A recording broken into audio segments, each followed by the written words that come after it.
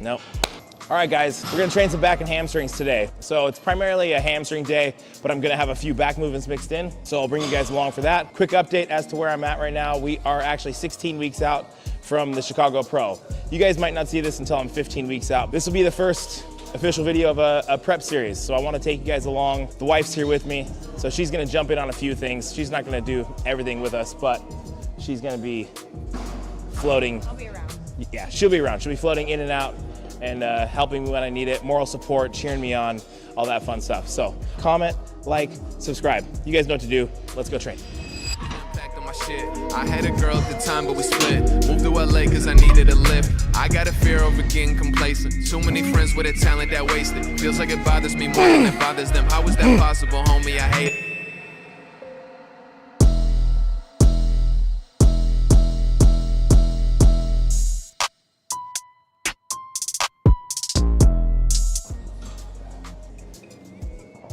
Barely tall enough to get those down. First movement is gonna be a close grip pull down using this gym pin attachment. As you see here, I'm quite a bit wider than like your conventional V-bar. And the reason for that being that V-bar tends to just be a little constrictive and tends to be a little restrictive and tends to bind up a little bit in the elbows. So this path kind of allows us to come straight down and dig into the lats a little bit better.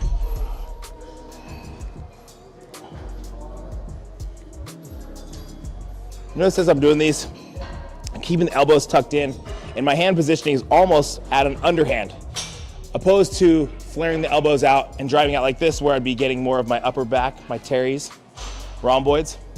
I'm going to rotate in, almost that underhand position, elbows in as close as I can to the body, and then I'm gonna pull down and really dig into the lats. And I'm thinking about having a neutral spine, almost sternum tucked, and then squeezing the lats. The active range of motion of the lat is about here. That's a fully stretched lat, and to get more range of motion than that, I pretty much have to disconnect from the lats and disengage. So you'll see I'm only gonna be coming up to about here, and that's fully stretched on the lat. So that is a full active range of motion of the lat. Fully lengthened, fully shortened. Well, we gotta communicate about these things. Oh yeah. I was like, if I wear this color, he's gonna be wearing it. Yeah, you're lucky. We showed up the other day wearing like the exact same outfit unintentionally. It was this outfit, yeah. She has a shirt this color, pants this color. We showed up looking exactly the same. We'll actually just plug it in the video here. Boop. Yeah, there you go, see? Look cute, huh?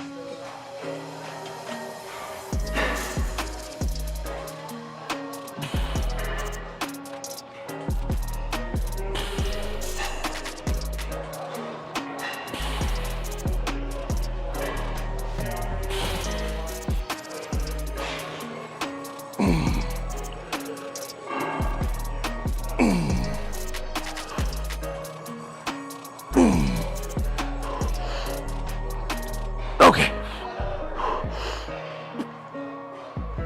One more. Oh yeah. Oh. Ooh. Did you help at all? I felt like I don't know, I tried, but it I felt like I got nothing. Maybe that's a sign of my own weakness. Oh jeez. feel like it did anything. No, I felt like you were hanging from it. It wasn't moving. Kind of overload like a heavy 10 with that last one. Then back off and aim for 12 to 15. And then we'll move on.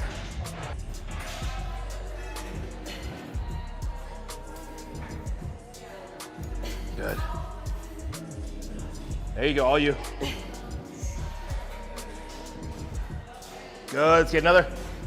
Come on, big pull. Good. You really came up with some oomph on that last one. I really didn't want to do that. I know, you shook your head no. And I made her to. All right, set number 2.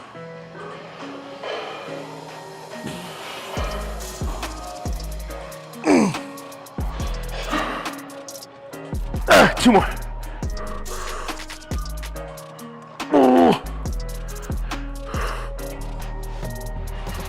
Oh, yeah. Oh, yeah, that was it. That's how it's done. Okay, 2 sets here, top set back off, moving on. All right, next movement, gonna be a lying hamstring curl on the strive piece. I love this machine. Probably gonna overload it in the middle and then up top, which will load it in the lengthened end, in the lengthened range rather. We're just gonna work up to one rest pause set here and then we'll move on. And honestly, this is such an awesome movement to warm up for any deadlift session. I strongly encourage guys, if you're gonna be doing any form of like RDL, stiff leg deadlift, or even a conventional deadlift, get your hamstrings warmed up, run through a full range of motion, load them lengthened. That way when you go to something like a stiff leg deadlift or an RDL, they're already primed and ready to work.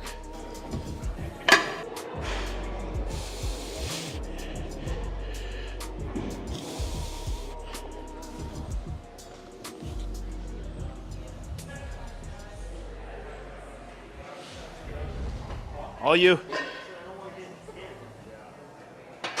Good. She just did a failure set. Now she's gonna take 15 deep breaths, jump back in, failure set again, and then we'll repeat that process one more time, making a total of 3 sets more. Good, all you. Good.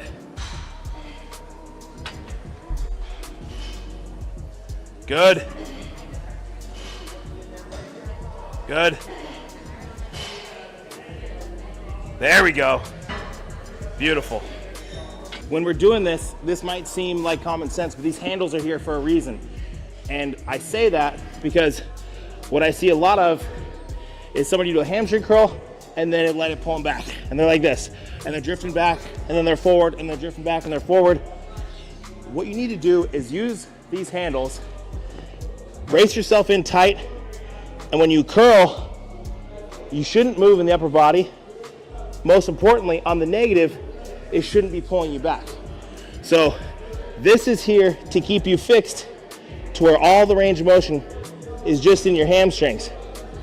So that's what we're trying to do. We're trying to shorten and lengthen the hamstring. So use these handles, stay in tight and braced, and don't rock and roll with the movement.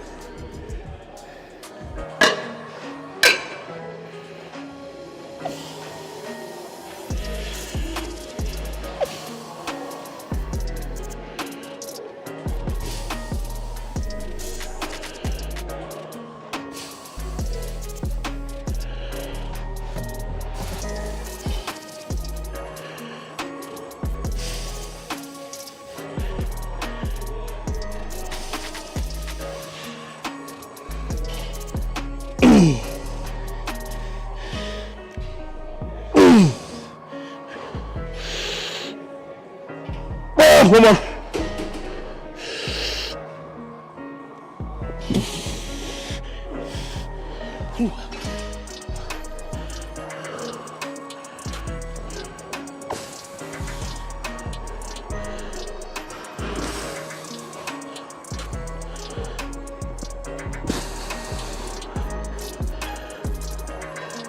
One more.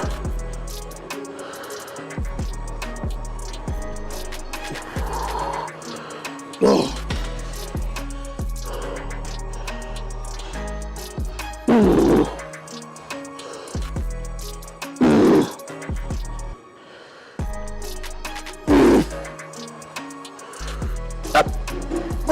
One more.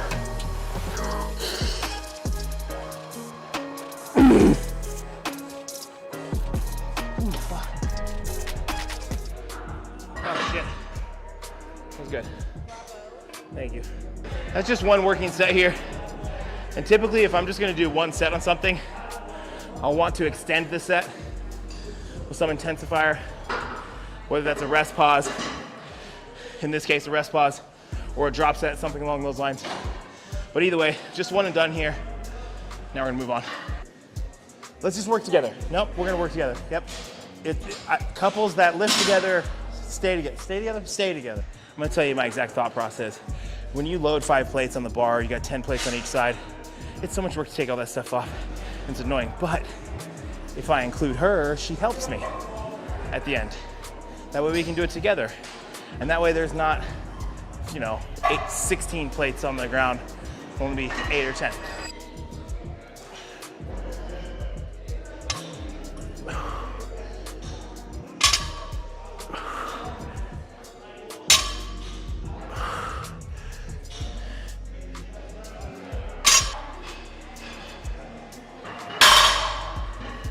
So good. Let's do 2. One thing I like to do, I actually like to kick my shoes off when I deadlift. It's just something I've done for years. You know, I have like that has like a flat sole, so pulling in something with a low flat sole is perfectly fine. But for me, I just feel like this is better. And the point of what I'm trying to do here, I really want to start with a high hip position, and I want to get postured parallel with the floor, hips high. That way when I pull, the brunt of the load is going to my back. Starting with my hips high like this, I'm going to engage the lats, brace my core, and stand up. That way I'm pulling with the back. I'm not shooting the hips back trying to load the glutes and hamstrings. I'm actually trying to mitigate the use of my glutes and hamstrings by staying postured over the bar. So in my opinion, that's what a true stiff leg deadlift is a back biased deadlift. Opposed to an RDL, which would be like a glute and ham dominant, and then a conventional that's just more of a compound lift where we're utilizing everything. Oh yeah, felt good. Okay, so you guys seen that? I just pulled a quick double. That's the weight right before my working set. I'm just touching these weights as I'm working up to get acclimated to them, and I'm not wasting any energy. So, point being, I'm preserving energy for that top set. I know a lot of people will encourage you to do higher reps on the warm-up, and in my opinion, that's just the most efficient way to make sure you underperform in your working sets. Warm-ups should just be strictly a warm-up. There's no reason to waste energy on a warm-up. So that's why you see me just pulling a quick double. I felt the weight. Now it's time to rock.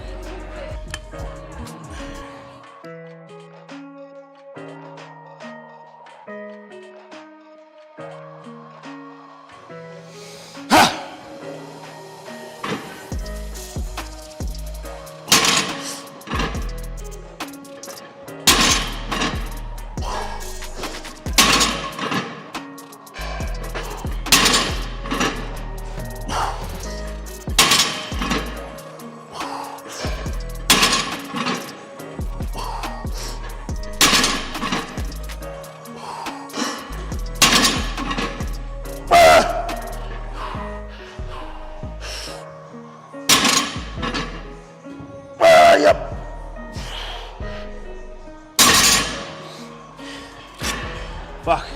Now I'm gonna do my back off set. And what I'm gonna do is an RDL. I'm actually gonna do a paused RDL. So that is gonna be me intentionally biasing the glutes and hams. Now when I say bias, that means to favor the glutes and hams over the back, which doesn't mean the back isn't working. It just means the glutes and hams will be taking more of the brunt of the load. So you'll see I'll be driving the hips back and intentionally loading the glutes and hams.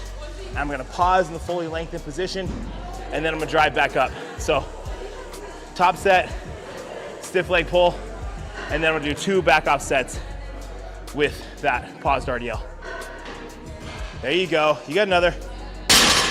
Big pull, beautiful. Good set, good set. Oh yeah, good job. That was awesome.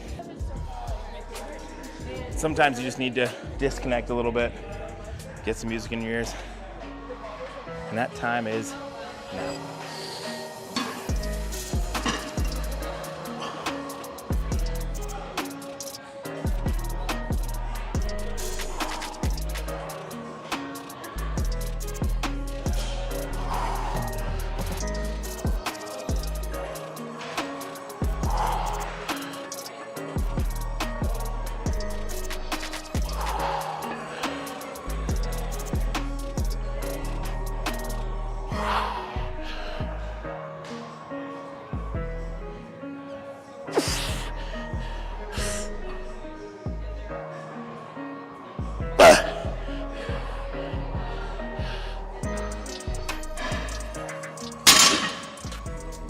That was it.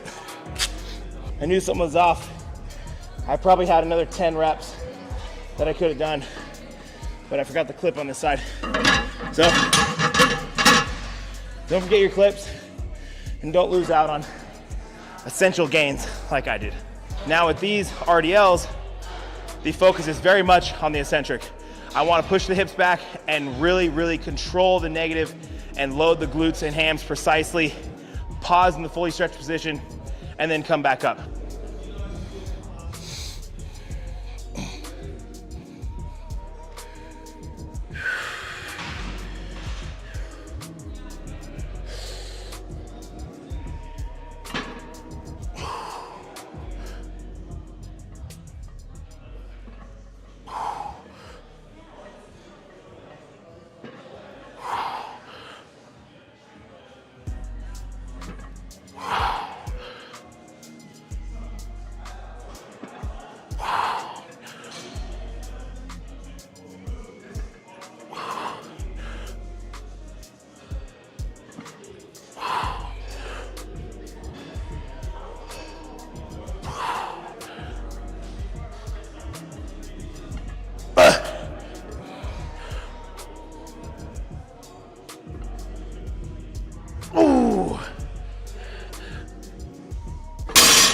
Ooh, fuck.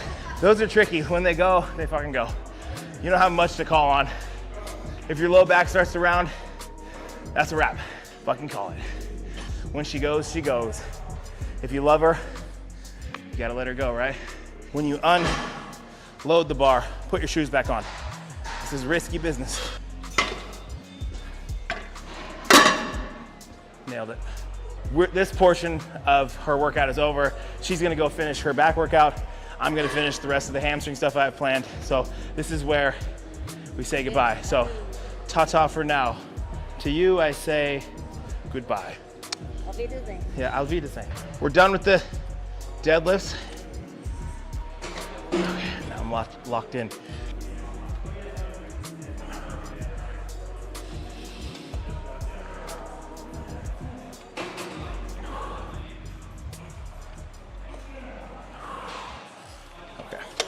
All right, so we're done with deadlifts. Now moving on to this seated hamstring curl to finish out the hamstring portion of the workout. So do a couple working sets here, and then we'll finish the rest. Okay.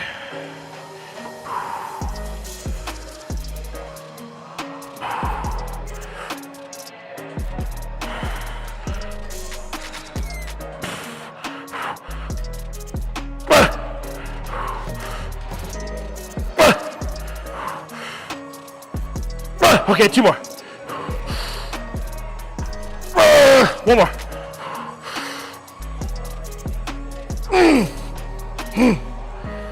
Okay.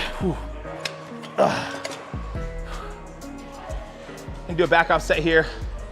Back the weight off a little bit. And then with this one, I'm not gonna have a spotter. So I'm actually gonna extend this set by doing partials.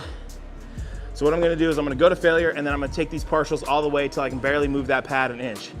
So that's another way. If you're by yourself and you can't do any assisted reps, you can do partials and extend the set. I'll do like 5, maybe 7 partials and really get a full burnout of the hamstrings.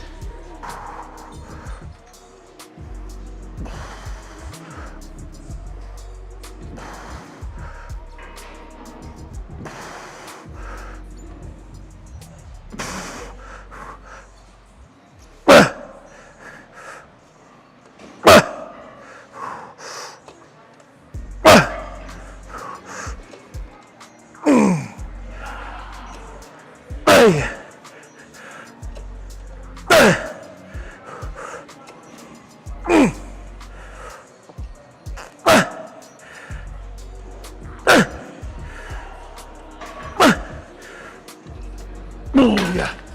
Ooh. Fuck. Oh God. Such a fucking panic to get out of the machine after that. Ooh. Okay. Okay, so the next movement is gonna be a dumbbell split squat. So I'm gonna do this with a single dumbbell. And the reason I do that is I really want to try to promote balance of the leg. So This with just one dumbbell is actually a little more difficult than both dumbbells because of the balancing act. Now, why am I trying to do that? I actually had a leg injury, some of you might be aware. I broke this leg pretty severely some years back. I broke my femur in 3 places. I broke my hip, the femoral head of my femur completely off. So I've struggled with balancing from one leg to the next. And when you can correct those imbalances and you get really fucking strong and precise with one leg, that is going to translate into both legs immensely. So I strongly encourage you guys to get very accurate and strong with a single leg movement, and I promise you that will translate into your squats, into your leg press, and will help you progress a ton. So don't avoid these movements.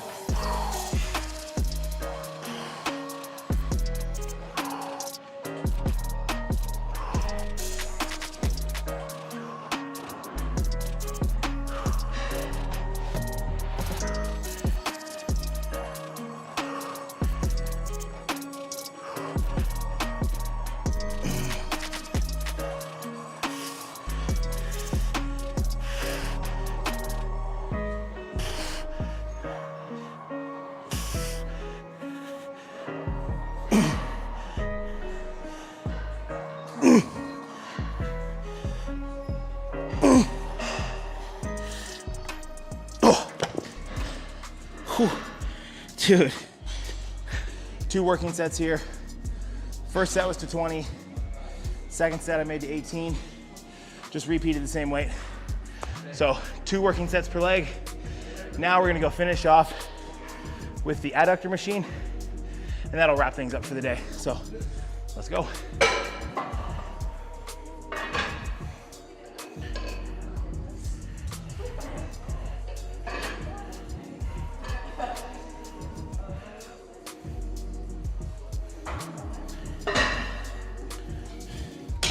All right, so this will be the finishing movement.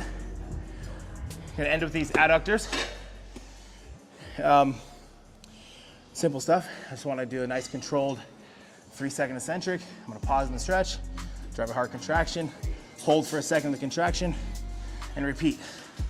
Now I'm probably gonna aim for some higher reps here, 15 to 20, and then I'm gonna repeat the weight, and I'm gonna do a rest pause set on that final set. So it'll be 2 working sets, 1 top set, repeat weight, do a rest pause.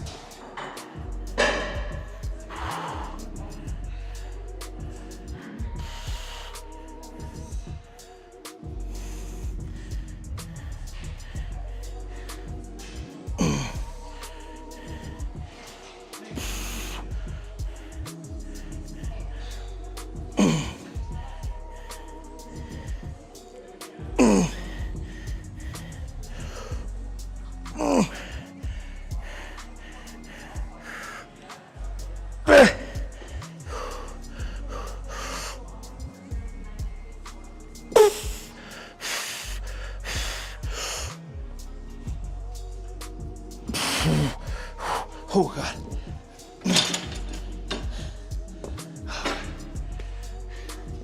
It was hurt in the weirdest way.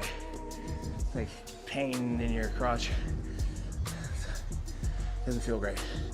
So I know I've talked to you guys about this before, but make sure when you're using these machines, you're putting your feet as far forward as they can go. I like to drift my heels towards the end.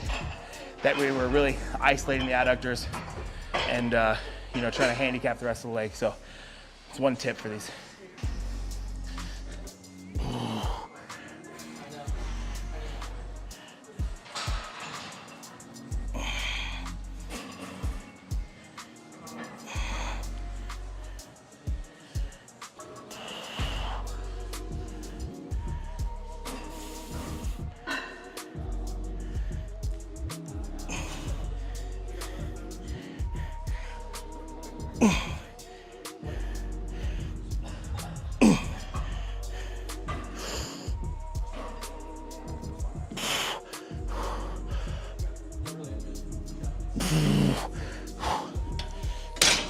Holy fuck.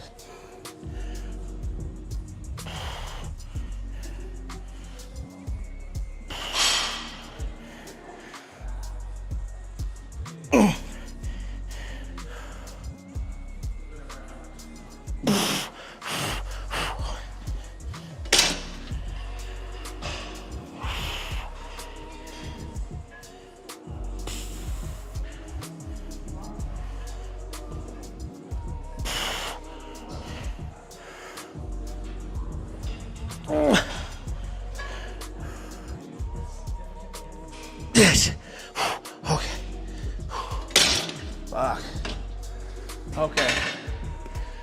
That is a wrap, you guys. So that is my back and hamstring day. I do have a secondary full back day and then a secondary full leg day.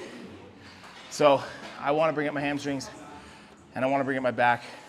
So it makes sense to have increased frequency of those two movements. So that's what this day is about. So I prioritize that after a rest day. I place it on Monday, I rest Sunday, and I train my 2 weak body parts the day after. I firmly believe placing those days directly after a day of rest is hugely beneficial. Come into this day fired up, fresh, and ready to work. So as I mentioned before, I am 16 weeks out, but actually just under 16, so 15 in 5 days. So yeah, I'm looking forward to taking you guys along. We're doing the Chicago Pro. So we'll continue to bring you guys videos throughout the prep, document this whole thing and the road to the pro debut. So I'm really looking forward to bringing you guys along. I appreciate you guys watching. Hopefully you learned something, and we'll catch you on the next one.